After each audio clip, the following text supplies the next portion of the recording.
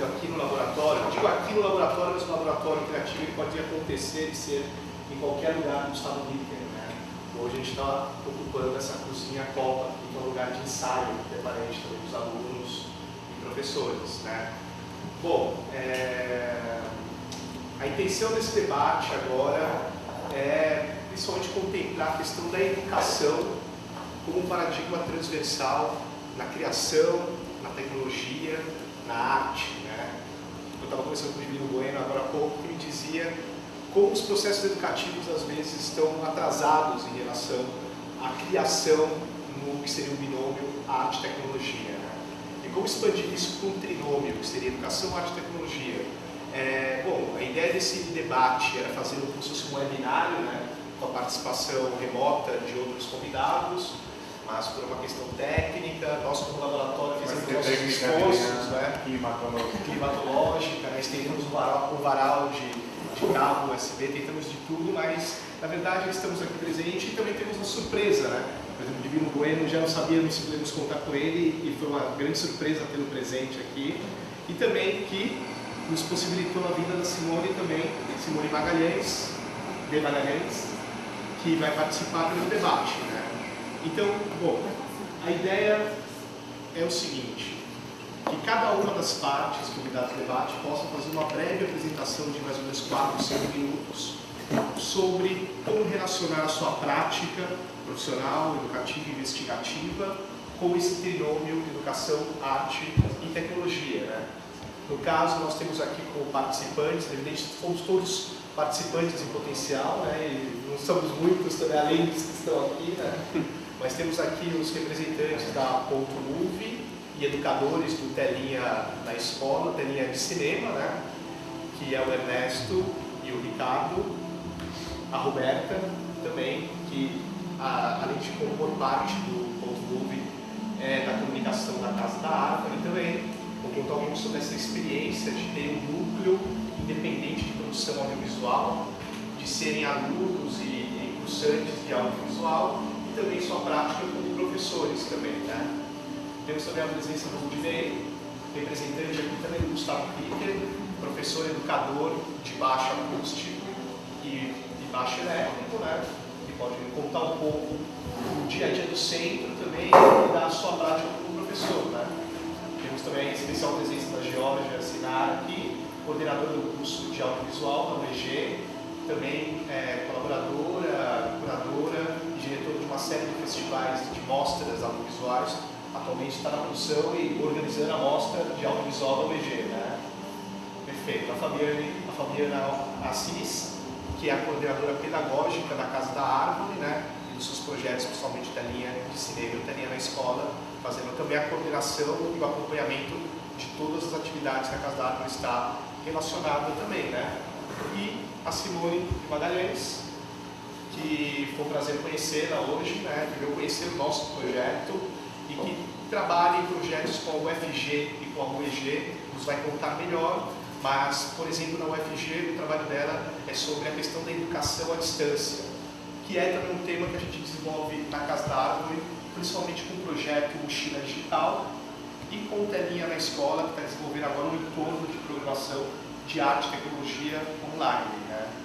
Bom, está a Francesca aqui também, italiana, produtora audiovisual, e que se integrou à nossa residência de arte e tecnologia, né? O Nátio, diretor do Restelinha. Então, a gente poderia fazer assim, uma breve apresentação. Acho que eu gostaria de começar com o Dinei, contextualizando um pouco sobre a questão do Gustavo Lippert e das práticas que vocês vêm desenvolvendo. Acho que a gente poderia fazer de uma maneira bem dinâmica, rápida, e para a gente terminar numa breve conversa também.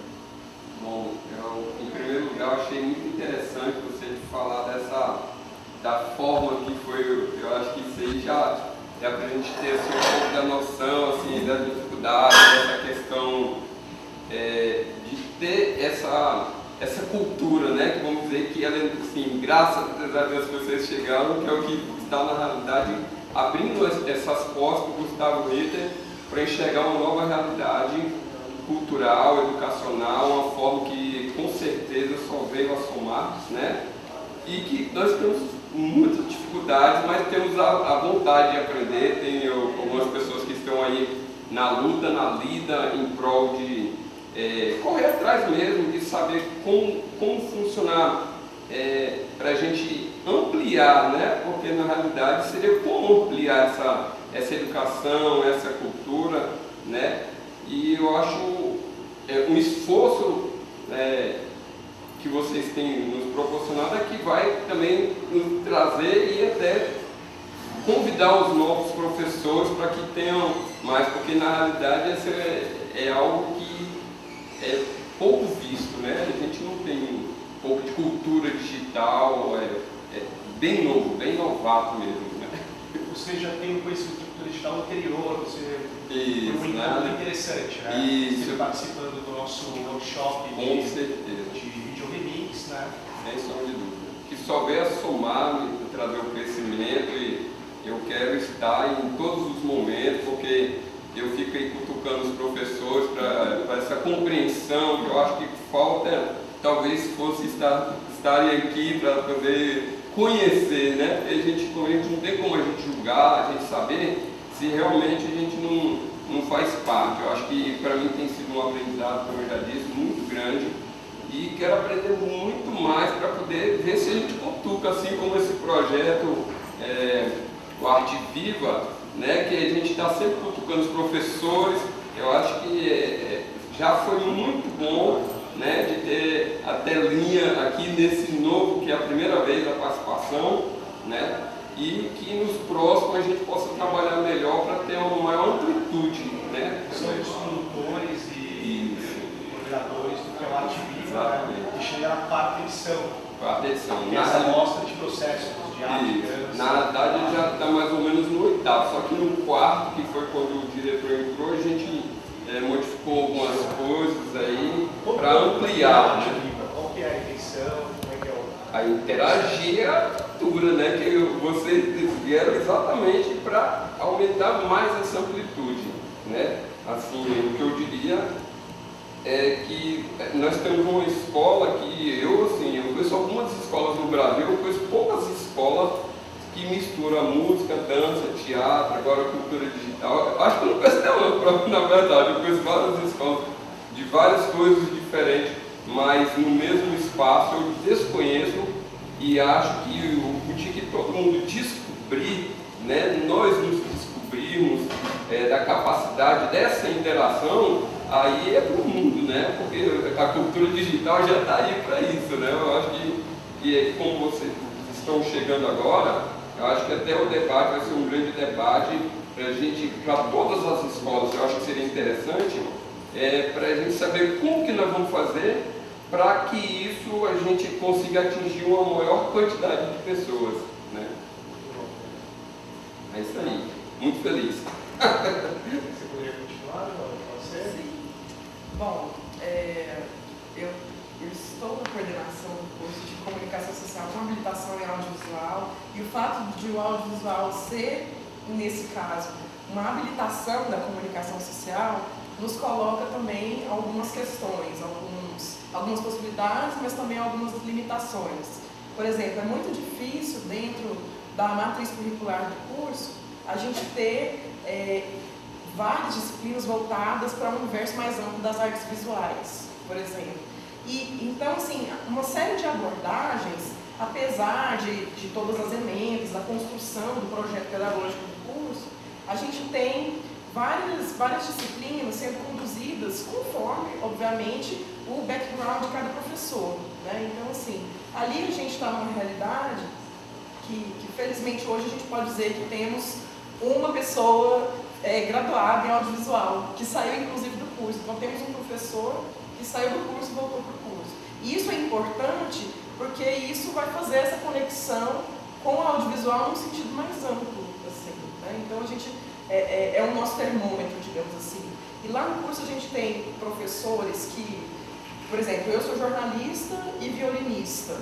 Tem outro que estudou semiótica, tem outro que estudou outra coisa, e aí a gente vai tentando conjugar esses saberes diferentes, né? Então, assim, e nesse momento do curso, enfim, o curso é novo, ele foi criado em 2006, com uma série de dificuldades. Nosso primeiro laboratório foi inaugurado em 2010, então assim, houve um hiato de 4 anos em que houve todo um esforço da coordenação naquela época de estabelecer parcerias com diversos atores, né, do estado, da cidade, para que fosse possível uma prática mínima de audiovisual, né? Então, assim, e a partir desse esforço também houve, claro, um esforço interno de tentar, talvez, assim, forçar um pouco a morosidade dos processos burocráticos, né, de toda a repartição pública, do órgão público, mas ainda assim continuamos esbarrando nisso, assim. É muito difícil dentro de uma escola de cinema e audiovisual que é pública, que é gratuita,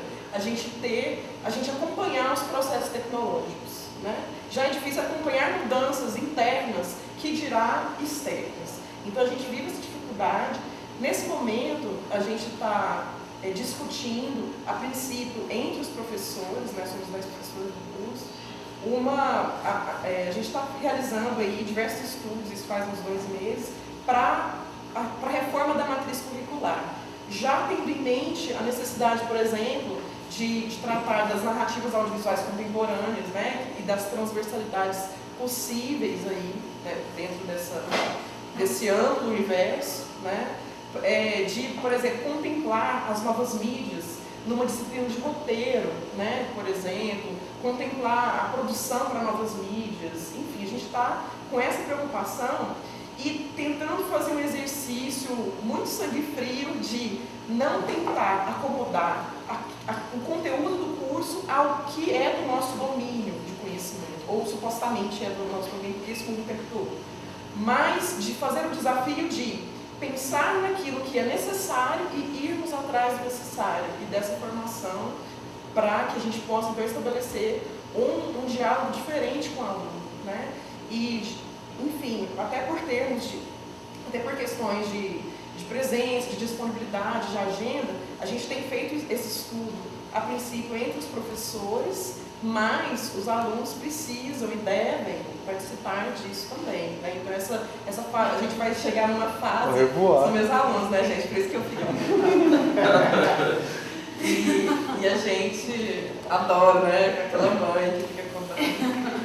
Então, assim, um estudo prévio vai ser apresentado para os alunos, então a gente vai começar um diálogo, até porque a gente precisa sair de algo um pouco mais construído, digamos assim, para poder avançar nessa discussão, né?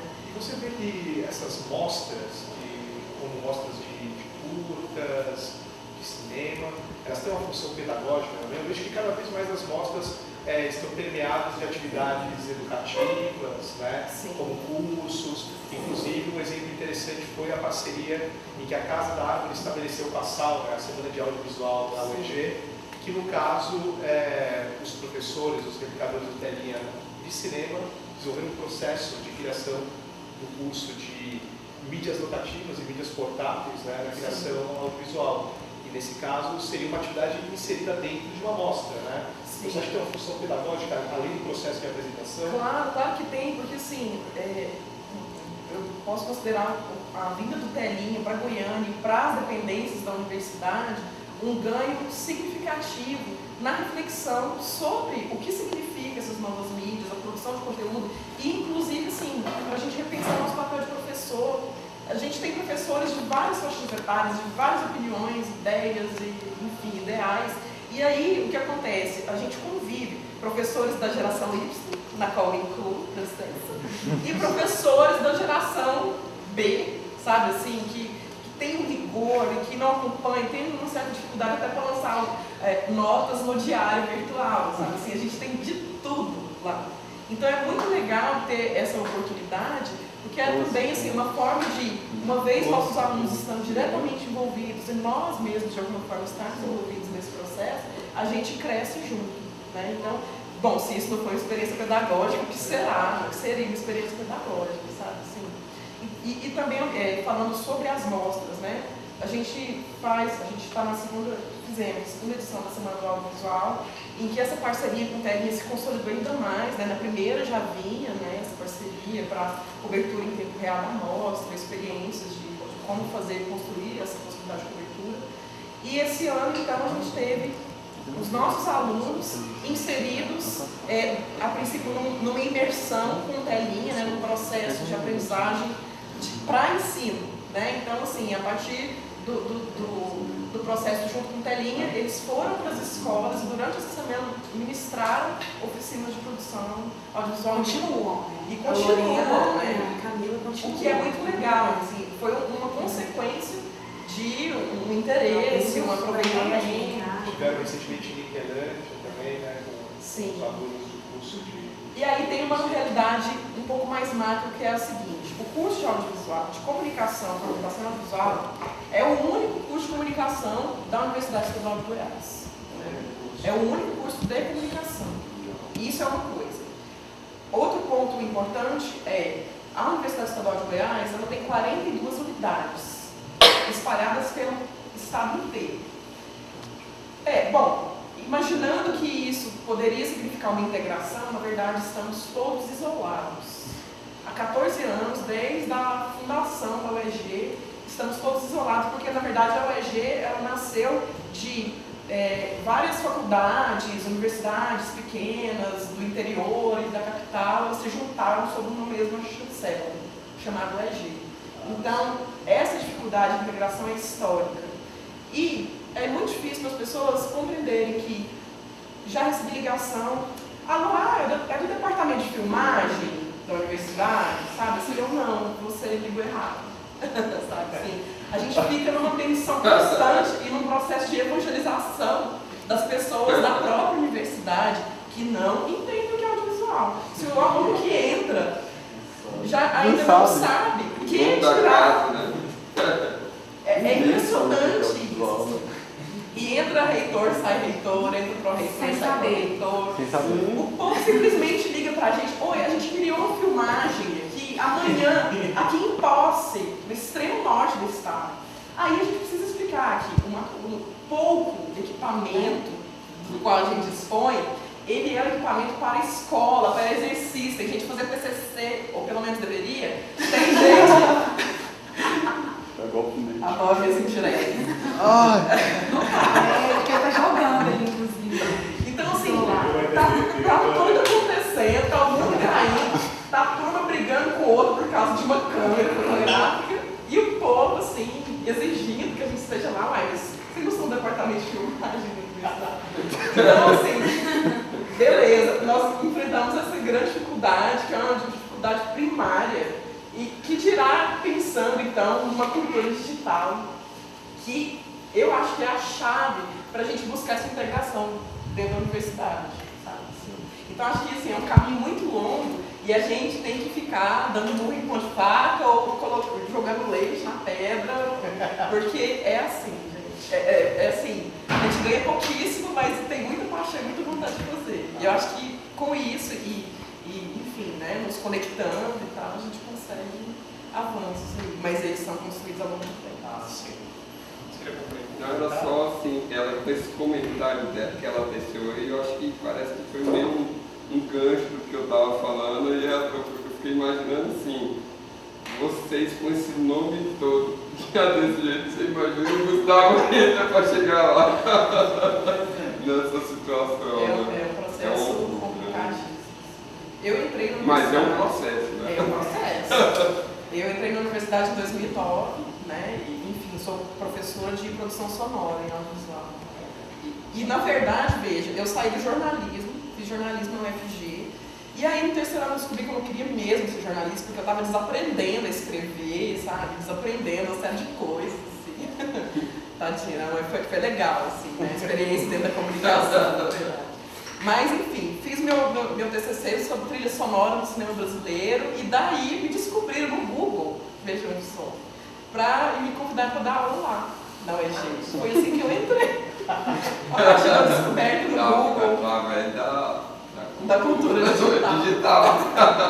Pois é. E foi a primeira coisa que eu fiz quando anunciaram Jorge Sinara substitui Carlos Cipriano na disciplina de som. Google. Assim, quem que é essa mulher? Que é esse ser? Nunca vi falar dessa pessoa. Inclusive tem o salvo, post no Orkut, porque naquela época o Orkut era, né, a sensação. Eu tenho salvo post no Orkut em que todos eles ficam assim, elaborando altas teorias sobre quem era eu, o que fazia. No show do sindicato. É, Já foram num show, né? foram. E eu falei Então, assim, antes, gente, grava um show aí, que eu dou um CD pra cada um. Departamento de filmagem. Jogou. Ela jogou CDs, sorteou CDs, sorteou na direção dos alunos no meio do show. Enfim, Enfim, tinha um sangrando o nariz lá, embaixo, né?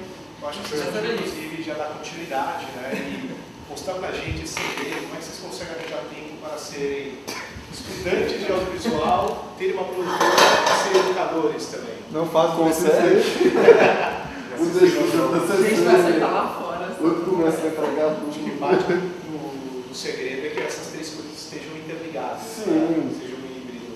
Começa a falar isso. Eu? Vai. Tá, meu nome é Ricardo, sou supostamente formando do curso de audiovisual. Não, gente, eu estou formando, sério. Eu vou formar, juro. Eu entrei no Telinha de Cinema em agosto do ano passado e foi uma vivência completamente diferente daquilo que tinha sido os 2 anos e meio de curso até então, porque eu buscava uma especialização cada vez mais profissional, então cada vez mais equipamento, cada vez mais peso, cada vez mais trambolho, lente, iluminação. E aí eu comecei a fazer vídeo com o celular, já dar aula sobre isso. Então foi um choque. Tipo assim, foi um choque, mas foi um choque bom, porque eu estava desmotivado. 2 anos e meio. Você lê artigos, você vê produções estrangeiras, mesmo produções indie mesmo, assim. O pessoal tem muita coisa, muito equipamento. Eu ia lá no laboratório, 2 câmeras no DV, Eu colocar a mão na cabeça e se fazer. Então foi uma experiência que me educou. Então eu abri o olho para todo um novo caminho de como fazer esses vídeos e da importância da tecnologia na educação. Então, por exemplo, as minhas melhores aulas no Telinha de Cinema foram aulas baseadas a partir de vídeos que nós tínhamos construído para essas aulas. A gente fez um vídeo para poder passar esse vídeo na aula e aí a partir daí procurar alguma coisa, levar os meninos a entenderem alguma coisa. Então sempre foi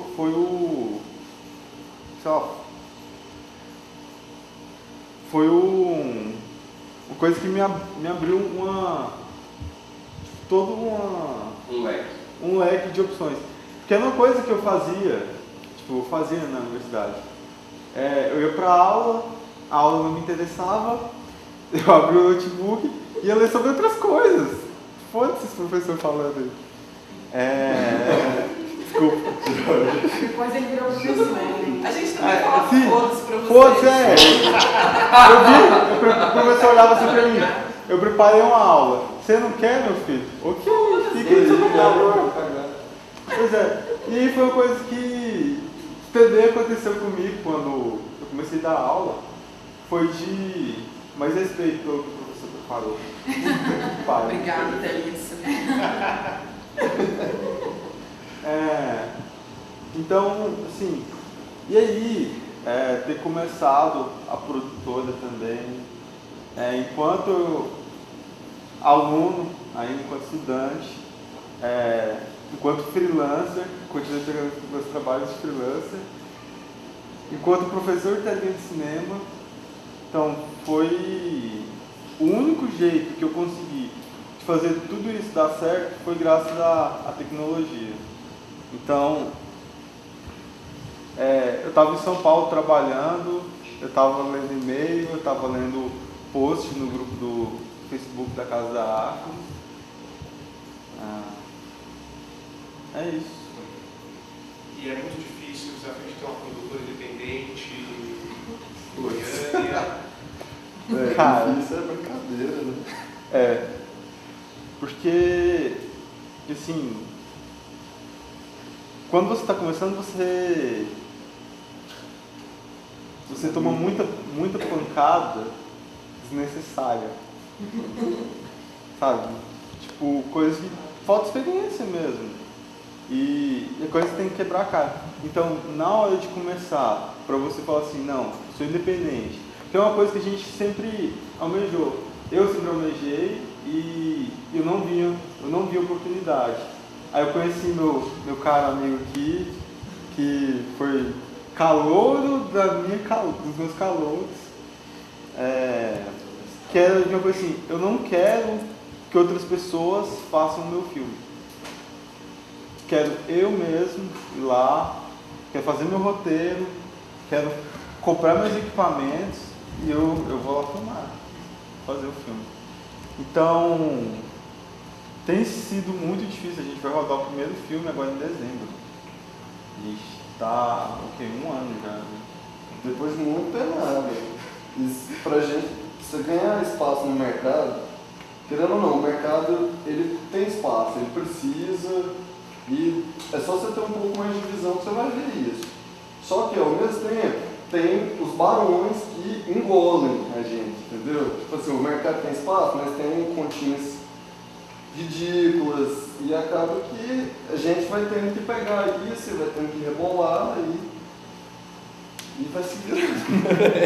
E é muito difícil esse equilíbrio entre vocês focarem na produção mais artística, criativa, e ao mesmo tempo tem que também ver que no mercado vocês não podem dispensar, por exemplo, alguns projetos e trabalhos com perfil que talvez não interessem tanto, de repente mais institucional, mais comercial. Como é que é essa dinâmica? Isso é uma coisa engraçada porque assim, se você vai trabalhar dentro da lógica de mercado, esquece você querer fazer alguma coisa autoral. Você não vai ser autor, você vai fazer um produto que o cara está te pedindo e está te comprando. Mas isso é o que sustenta a gente por enquanto. Então, o que a gente está tentando fazer? Nesse um ano que a gente já está nessa luta aí da produtora, é um ano que a gente não fez nada que a gente quis. A gente apenas está trabalhando loucamente em coisas que a gente não tem tesão em fazer para ter grana. Alguma coisa assim, ok. É divertido. É divertido, assim, quando é um set que a É uma gente... prática, é uma experimentação. quando a isso gente legal, realmente tem controle, assim, o set é nosso, a gente, querendo ou não, tem uma liberdade, é outra vibe. Que é uma coisa até engraçada. Na Casa da Árvore, teve esse lance que ele falou da gente produzir conteúdo. A gente começou a produzir uns conteúdos sem nenhum tipo de... Podia ter como mostrar, a gente tá sem. Né? Porque Não tem internet, né? o meu computador, ele é um desktop agora, ele não funciona mais na bateria. Cadê o Bernardo? O Bernardo está na oficina. Tem? Então, foi legal porque a gente produziu conteúdo sem compromisso nenhum. O compromisso era... tutoriais. Isso, os tutoriais. A gente vai usar isso em sala de aula. E só. E aí, pela própria liberdade que esse tipo de educação dentro da lógica de cultura digital proporciona, a gente é mais livre. É um tipo de instituição, a educação dentro dessa lógica, uma instituição informal. Informal no sentido de, vamos pensar em escola, daquele jeito, porra, você não pode levar o celular para aula. Então você tem mais liberdade. E aí acabou que, a gente fez o negócio com a nossa cara. Tipo assim, vamos zoar, vamos botar música do Star Wars e vamos trazer umas referências nada a ver. Que foi uma das coisas muito engraçadas. Na hora que a gente passou o negócio e tem a música do Star Wars tocando, eu falei, quem conhece? Ninguém conhecia, entendeu? São bagagens. A música do Bastardos Inglórios e a risada do Hugo Stiglitz, que é um personagem do filme. Então a gente usou isso na montagem E ninguém reconhece. Aí foi referência que ficou só nossa. E aí vai somando bagagem e assim, por mais tosco que seja, não chega nem perto de um nível de produção. Talvez, eu penso até que seria algo vendível. Querendo ou não, é extremamente vendível. Só que não é algo profissional do jeito que a gente almeja. Tipo, a gente imagina um set muito foda, com aquela galera, todo mundo trabalhando na sua, segurando, e a gente tendo equipamento para ralar. Não, a gente fez esses vídeos com nossas câmeras, humildes câmerazinhas, que não são tão humildes assim, se parar para pensar na nossa realidade. Um deles foi feito com celular para mostrar que, porra, dá para fazer um trem bom com celular, vamos tentar? E a gente fez, e é isso, é uma fritação. Tem como passar algo com isso pra... Só uma pergunta, José. Eu escutei autoriado isso, falando que eles tinham influenciado de algum jeito nos professores com essas práticas mais contemporâneas. Em que sentido, por exemplo? Por exemplo, assim, um exemplo bem que não chega nem no âmbito visual propriamente dito, mas tem um cidadão com um computador aberto dentro da sala de aula. Aí tem professores que falam assim, isso é um absurdo, estou profundamente ofendido, saio dessa sala agora. E tem professores que ligam, foda-se, eu não vou dar aula desse cara mesmo. E tem aquele professor que está pensando assim, cara, eu estou falando um negócio aqui, e ele está pesquisando, ele pode estar pesquisando sobre esse negócio que eu estou falando aqui, pode não corresponder com aquilo que ele está pesquisando, com aquilo que ele tem à mão a qualquer momento. Né? Então, assim, como o conhecimento, ele está em movimento, sempre esteve, mas parece que com a cultura digital isso é potencializado. Então, assim, isso nos lança, como educadores, um grande desafio. Porque a cada turma que entra é uma vivência mais aprofundada e intuitiva da cultura digital, muito mais brinquedos, muito mais coisas. Então, assim, a gente se vê numa situação de se reinventar também. E aí é muito interessante, assim, como muitos professores, isso por horas de reuniões pedagógicas do curso, fiquem sabendo, como que a gente vai lidar com esse aluno, que é totalmente imerso na cultura digital, já nasce clicando no mouse, enquanto a gente, talvez numa geração anterior, teve que fazer cursinho básico de informática, coisa que deve estar em instituição, sabe assim? Então, nesse sentido, assim, isso gera questionamento, esse modo de vida e como ele acessa esse conhecimento de formas hiperlinkadas. Não é só a sala de aula, mas é a sala de aula mais uma série de outras experiências. Eu Acabei de pensar assim também. Né? Eu queria complementar uma coisa que para mim foi um dos maiores aprendizados enquanto educador. Primeiro foi ver o tanto que o professor sofre, assim, em certo sentido. É difícil demais, né, se controlar, principalmente menino. Agora, em certo sentido também, me trouxe outras reflexões que são a respeito da minha interação enquanto aluno, não enquanto professor. Porque a internet está aí. E com a internet, eu tenho acesso ao que eu quiser, a hora que eu quiser. Eu posso aprender qualquer coisa na internet. Tanto é verdade que metade, digamos assim, meu conhecimento conceitual eu tirei da faculdade, que ainda é pouco, eu estou no segundo ano ainda. Só que se eu sei editar, se eu sei pegar uma câmera e sei mexer nela, eu aprendi tudo na internet. E aí eu fico pensando, porra, eu estou tentando enfiar uma coisa no aluno agora, nesse aluno, que é uma coisa legal, que eu acho que ele vai gostar, mas agora ele não está afim. E em que ponto eu vou obrigar ele ou me esforçar, igual uma lógica de educação formal faria, tipo, porra, você é obrigado a aprender matemática, senão você vai ficar de recuperação. Eu fico pensando nisso, assim, a gente está numa sociedade segmentada, a informação ela vem de várias frentes, muita informação inclusive, e a pessoa pode ter acesso a essa hora que ela quiser. Então, será que a educação tem que manter essa mesma estrutura?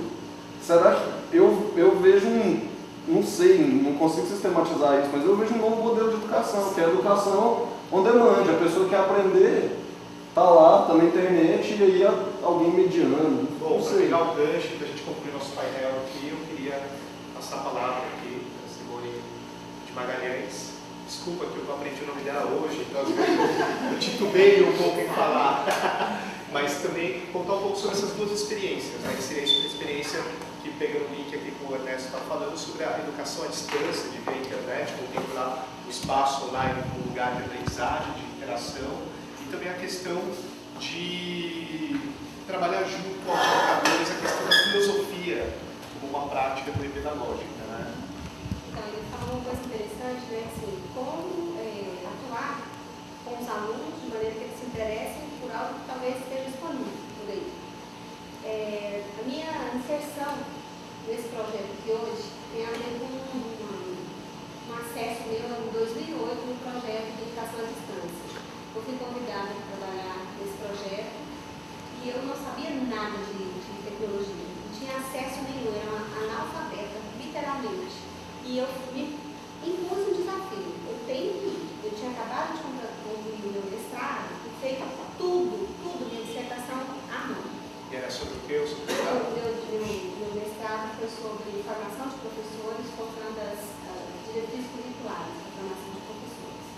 Então, assim, eu falei, é a minha hora, né? Eu tenho que me esforçar, agora eu vou me propor a aprender um pouco disso daí. E fui para o curso de educação à distância, que era gestão escolar, e a Josi falou uma coisa interessante, né? Que eu fiquei pensando, nem precisaria existir um curso para ensinar o básico da tecnologia.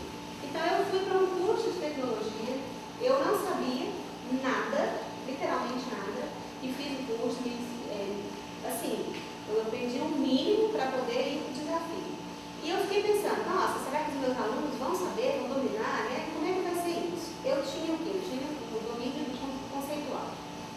E uma coisa que me tranquilizou muito foi a equipe que coordenava o curso. Eles falaram assim, olha, vocês não precisam preocupar tanto com tecnologia. O papel de vocês aqui é o papel de discussão conceitual. Então não fiquem preocupados com isso, que a gente tem uma garotada aí que domina isso tudo. Então o que a gente aprendeu foi com gente muito jovem, muito diferente da nossa perspectiva formativa, né? E que foi fundamental nessa caminhada. Bom, chegando no curso, eu me deparei com os alunos do interior de Goiás, que o curso é proposto para 10 polos diferentes no estado de Goiás, pessoas que não tinham acesso nem mesmo à internet. Então, assim, eles estavam muito mais distantes da tecnologia do que eu, inicialmente. E o desafio foi de manter esse diálogo, né? Tecnologia e discussão teórica. Não foi fácil, mas foi possível. O polo que eu fiquei, por exemplo, ele iniciou com 43 alunos e concluiu com 48 alunos. 2 desistências, né? Então, assim, foi um diálogo muito positivo entre a minha parte, que era a parte conceitual, a parte da assistente de polo que dominava toda a tecnologia, que me deu um suporte, assim, excelente, inclusive para os alunos. Foi o que garantiu o sucesso nesse polo, né? Foi um dos polos que teve, assim, um aproveitamento de praticamente 100%. Depois, agora, num outro momento da minha carreira, eu fui convidada para coordenar um curso de educação à distância. Então, agora eu estou como coordenadora de um curso para coordenadores pedagógicos. Então, eu estou do outro lado. Eu estou vendo a dificuldade dos professores, eu estou vendo a dificuldade dos alunos e essa conversa, né, de aproximação desses conhecimentos tão diferentes, mas tão necessários. Aí, quando você propõe uma mesa redonda para discutir a relação ou a interface entre educação, arte e tecnologia, eu me sinto assim, um discípulo iniciando uma caminhada, uma longa caminhada. E eu estou aqui justamente para aprender um pouco disso com vocês, né? Então, eu tenho uma ligação direta com a questão da tecnologia. Um outro desafio que eu me coloquei, me propus fazer, foi trabalhar com a disciplina Educação, Comunicação e Mídias na UFG. Prestei o concurso, fui aprovada, e assim, o desafio da desafio, né? E a discussão que a gente faz lá é uma discussão conceitual, né? Então, de como essas mídias podem ser usadas de maneira propositiva na formação dos alunos. E existe um ponto que é um ponto muito delicado, porque as expectativas dos alunos, elas estão muito focadas na questão da técnica. Eles querem aprender a mexer ali. E a nossa discussão é uma discussão crítica, né? Então, existe aí um ponto que ainda precisa ser equacionado. E uma outra inserção minha, que eu me propus também, pensei, eu preciso me aproximar da arte, eu preciso ter um diálogo com a arte. E uma colega de trabalho, que é a professora doutora Luísa Pereira Monteiro, ela propôs um trabalho na UEG, que o título do projeto dela é Educação e Cinema, Governo da Infância e a Educação Estética da Criança e do Adolescente. E ela me convidou para participar do projeto e eu estou no projeto como professora colaboradora. E aí eu fico falando para ela, Luísa, minha cabeça está parecendo uma pipoquinha. Eu tenho mil ideias, gente, eu tenho ideias que eu falo assim, gente, eu não estou surgindo tanta ideia. Só que eu me sinto às vezes assim, impotente, porque eu não domino a tecnologia ainda, a ponto de poder executar, de colocar em prática essas ideias. Então, Acho que o domínio o conceitual conceitual e o diálogo de voltar interlocutores exatamente. já é uma É ação um das início, né? tecnologias, né? Aí, quando ele que falou, né, de produção de vídeos com celulares, então esse projeto da professora Luísa é um projeto lindo, porque ele trouxe pra gente, assim, eu acho que a arte tem esse papel, que é um papel, pra mim, assim, às vezes, belo, profundo, que provoca a gente, mas assim, a gente quis ir um pouco para esse projeto para dar uma leveza na nossa profissão, porque a gente estava discutindo anteriormente a questão da violência contra a criança e adolescente. Então a gente estava num projeto denso, discutindo Foucault. E aí, nossa, Luísa, a gente está muito cansada. E ela colocou um projeto completamente diferente para poder dar uma leveza no nosso livro, né? E ela gosta muito de cinema. Então ela me chamou para ir namorar o cinema. E eu fui e apaixonei pelo cinema, né? Então a gente está nessa condição de diálogo com o cinema, educação e tecnologia. E aí onde entra o celular? Nós estamos numa escola que não fomos nós que escolhemos, a gente tinha escolhido uma escola no município de São Luís de Montes Belos. Só que a secretária de Educação fez uma solicitação para a gente trabalhar em outra escola. Era uma escola que tinha um perfil de violência muito acentuado, com crianças de 5º ano até 9º ano. E a gente falou, não vamos negar, né? Vamos aceitar o desafio. E um dos problemas, né, que os professores consideram problemas é o celular na sala de aula. Né? Então, assim, os meninos veem vídeo, passa música, manda e-mail, comunica, e isso é um ponto de estrangulamento quando o professor não consegue lidar com isso. E eu falei para a Luísa, vamos fazer o seguinte, vamos tentar transformar esse celular num veículo de expressão, em algo que não seja só para passar mensagem. Passar mensagem é legal, né? Baixar música é legal, mas vamos tentar deslocar esses meninos e fazer com que eles produzam filmes a partir do celular. Então, assim, para resumir um pouco, né? Em que momento a gente está? Amanhã depois de amanhã tem uma feira de ciências na escola e os meninos estão impulsionados a produzirem vídeos para passar na feira de ciências. Já, assim, estimulados pelo projeto. Qual escola que é? Escola São Vicente. São Luís de Montes Belos.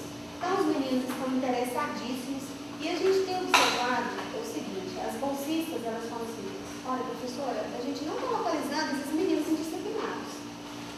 O projeto, né, chega, e aí, vocês pelo encantamento, pela novidade, nós não localizamos esses meninos, né?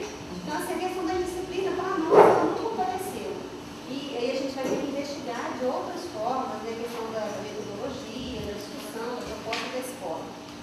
Junto com isso, eu coordeno um projeto de pesquisa, o sentido da filosofia na formação docente.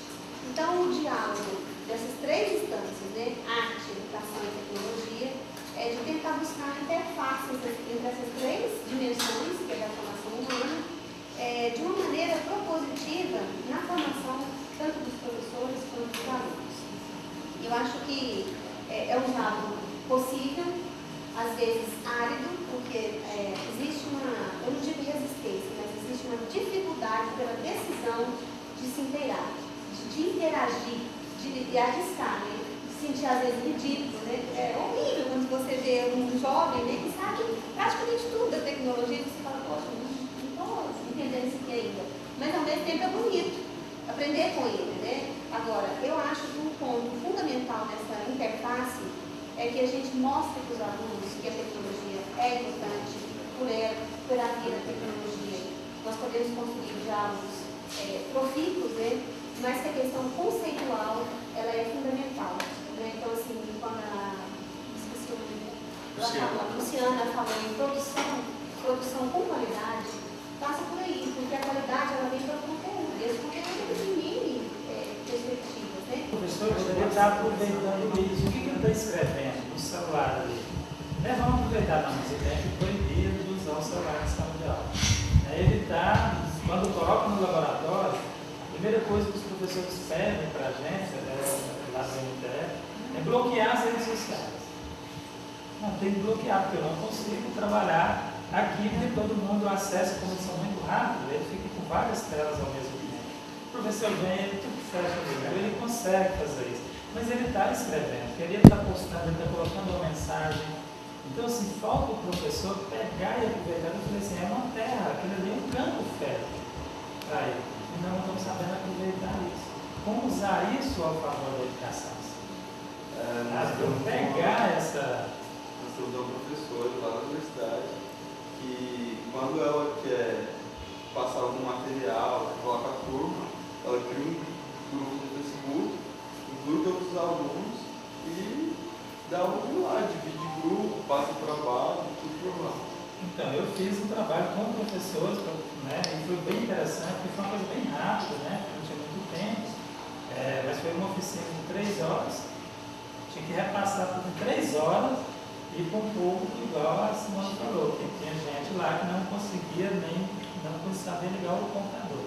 E eu fui, o desafio foi criei um curso dentro do Facebook, aí foi um grupo, eu criei um grupo lá dentro, né, um grupo restrito, um grupo moderado, dentro do Facebook, do MTR, a gente criou um grupo lá dentro e colocou todo mundo lá para discutir. Então tinha conteúdo, eu coloquei, postei alguns textos, né, que trabalhavam a questão da letramento digital, né, para eles conhecerem que como o tema que eles estavam trabalhando era a questão da alfabetização, aí eu trouxe a alfabetização digital, né, então mostrar para eles que tem. Então assim, foi muito interessante. E eu consegui em 3 horas passar para esses professores, muitos conseguiram trabalhar com os alunos, não no Facebook, porque a proposta não era Facebook, mas trabalhar as outras ferramentas de autoria, né? Então ele poderia usar o blog, poderia estar usando a questão do vídeo, do áudio, então qualquer mídia ele poderia estar usando qualquer forma, várias mídias, para estar trabalhando. E houve um retorno, porque depois tinha 30 dias, né? A gente teve de volta com esse grupo e ele está, um momento de socializar a experiência. Teve algumas coisas interessantes desse professor. Como ele não, aqueles que não tinham conhecimento nenhum, ele não conseguiu usar com o aluno, mas ele falou para ele, só dele conseguir. Ele estava sentindo o seguinte, ele saiu de uma caverna, né, que ele estava ali isolado, e passou a descobrir gente que quando eu dei o Facebook para ele, que ele entrou ali dentro, que ele viu outras pessoas, ele falou, eu conheço isso aqui já foi, eu falei, você vai conhecer muito mais. Foi aqui. O filho, na hora, coisa interessante, a professora, ela nunca tinha acessado, ela nunca tinha feito nenhum trabalho. E aí, quando criou o Facebook para ela começou a mexer ali, e aí apareceu do lado aqui os possíveis amigos, né?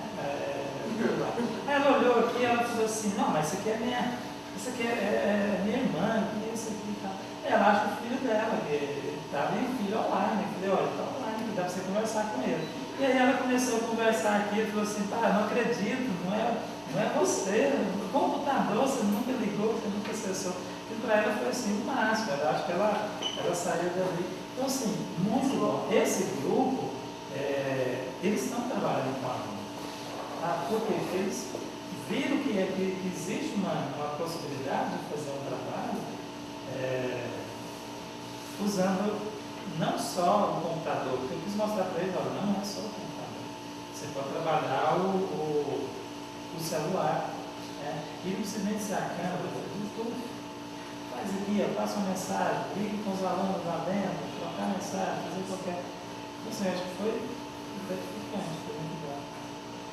Assim, está falando dessa tecnologia, eu acho uma coisa interessante que agregaria muito também no ensino, são esses audiobooks, né, que às vezes a pessoa não tem muito interesse em poesia, você vai falar, assim, ninguém conhece ninguém, mas de repente a pessoa está ouvindo, vamos dizer, fanáticos aí pelo MP3, pode estar baixando também muitas coisinhas, tem muita coisa interessante, né, que incentivaria, porque eu acho que você poderia utilizar essa ferramenta como incentivo, pegar de trechos aí, ó, tem aí um cara chamado Drummond, aí você coloca uma daquelas poesias assim que vai, né? Então, assim, eu acho que através, utilizando essa tecnologia, você estaria incentivando a própria leitura, que através daí talvez as pessoas criassem também mais vontade de, pô, quem que é esse cara, né? Porque em cima do que ele ouviu, ele achou tão interessante que aquilo ali pode abrir um leque, né? E pode, porque os meninos hoje, você pode ver no Facebook, que sempre tem um que coloca uma mensagem. Sempre põe, ele coloca ali no nome dele, ele sempre quer colocar alguma coisa, ele compartilha algum vídeo, ele compartilha poesia. Isso, Ele tem sobre compartilhar. música. Então assim, você pode usar isso aí. Você pode usar a partir dessa. Enriquecer sua aula. Ele pode É trabalhar a questão na também leitura. de considerar, por exemplo, isso poderia ser um estímulo da leitura, mas por que não considerar isso já um novo processo de leitura? Isso, exatamente. O E não vai deixar. Acho que o letramento audiovisual também, o conhecimento da educação que parte também, que não considera já somente os modos de aprendizado tradicional como formas, né? Então isso também é uma preocupação que eu faço sobre a questão da leitura e da escritura, né? Será que hoje em dia não estamos também escrevendo, produzindo conteúdo de formas fragmentadas, diferentes, e que às vezes não precisamos de repente recorrer a um livro se uma pessoa tem interesse em ler o livro, mas buscar formas alternativas também, né? Por exemplo, uma atividade interessante que o projeto possibilitou, na segunda-feira, dia 26, nós vamos fazer a primeira mostra de cinema em São Luís de Montes Belos. Olha como tá a mostra, interessante, eu sou assim, meio devagar com a memória, né? Primeira mostra de cinema, a educação estética da infância. Aí, o Daniel está falando aqui, né? Mostrar outras formas de leitura, outras formas de escrita. E o que é o nosso desafio?